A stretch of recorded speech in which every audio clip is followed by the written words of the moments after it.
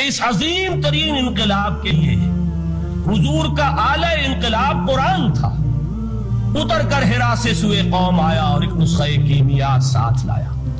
اس قرآن کے ذریعے ذہن بدلے، لوگوں کی سوچ بدلی، عقائد بدلے، نقطۂ نظر بدلا، ان کا ویلیو سٹرکچر تبدیل ہو گیا. پہلے زندگی عزیز ترین متاع شمار ہوتی تھی، اب موت سب سے بڑھ کر خوش آئند ہے.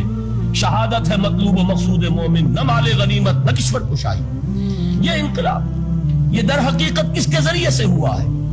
سورہ فرقان میں اللہ تعالیٰ نے ارشاد فرمایا حضور سے، فَلَا تُطِعِ الْكَافِرِينَ وَجَاهِدْهُمْ بِهِ جِهَادًا كَبِيرًا. اے نبی آپ ان کافروں کی باتیں نہ مانیے، ان کے کہنے کی طرف متوجہ نہ ہوئیے، اور اس قرآن کے ذریعے سے جہاد کیجیے. جیسے کہ ابھی آپ کو بتایا نظام الدین صاحب نے، اصل انقلاب جو محمد نے برپا کیا صلی اللہ علیہ وسلم وہ تلوار کے ذریعے نہیں ہے. تلوار کے ذریعے انقلاب کی تکمیل ہوئی ہے. تو در حقیقت جو انقلاب آیا ہے، انقلاب پہلے آتا ہے انسان کی سوچ میں، انقلاب آتا ہے انسان کے نقطۂ نظر میں، انقلاب آتا ہے انسانوں کی شخصیتوں میں، ان کے کردار میں، ان کے شب و روز کے انداز میں.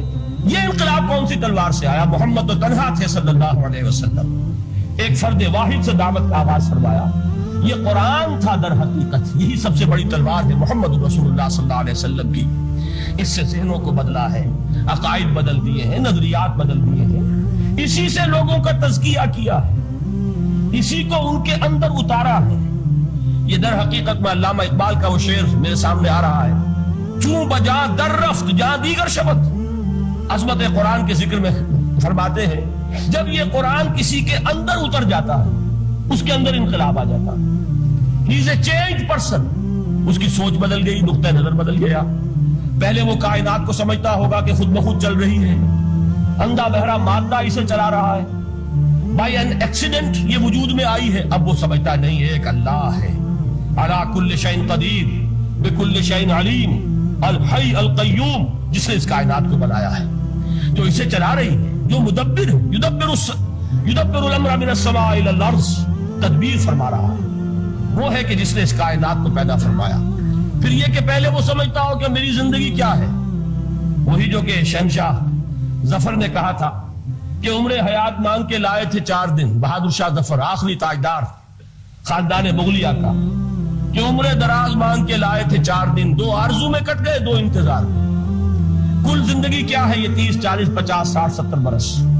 قرآن نے بتایا نہیں، اور جو ترجمانی کی اقبال نے، تو اسے پیمانہ امروز و فردا سے نہ نام، جاویداں بہم دواں ہر دم جواں ہے زندگی. یہ تو ایک ابدی سلسلہ ہے، اس کے لیے کوئی اختتام ہے ہی نہیں. یہ موت جو ہے یہ دی اینڈ نہیں ہے، موت ایک زندگی کا وقفہ ہے، یعنی آگے چلیں گے دم لے کر. یہ انقلاب ہے انسان کے فکر کا اور سوچ کا. اس انقلاب کے نتیجے میں وہ جماعت تیار ہوئی صحابہ کرام کی، ڈیڈیکیٹڈ، کمیٹڈ، جو آخرت کے طالب تھے، جو اللہ کے عاشق، محمد کے دیوانے صلی اللہ علیہ وسلم، تن من دھن قربان کرنے کے لیے تیار. حضور کے چشم ابرو کی جنبش جو ہے وہ ان کے لیے گویا کہ ایک حکم کے درجے میں ہے، جس کی کہ لازماً تعمیل ہوگی. اور انہوں نے اپنی گردنیں کٹوا دی، اپنے گھر اجڑوا دیے، اپنا دنیا کا جو بھی کچھ اثاثہ تھا وہ قربان کر دیا، نشاور کر دیا. تب کہیں جا کر انقلاب آیا.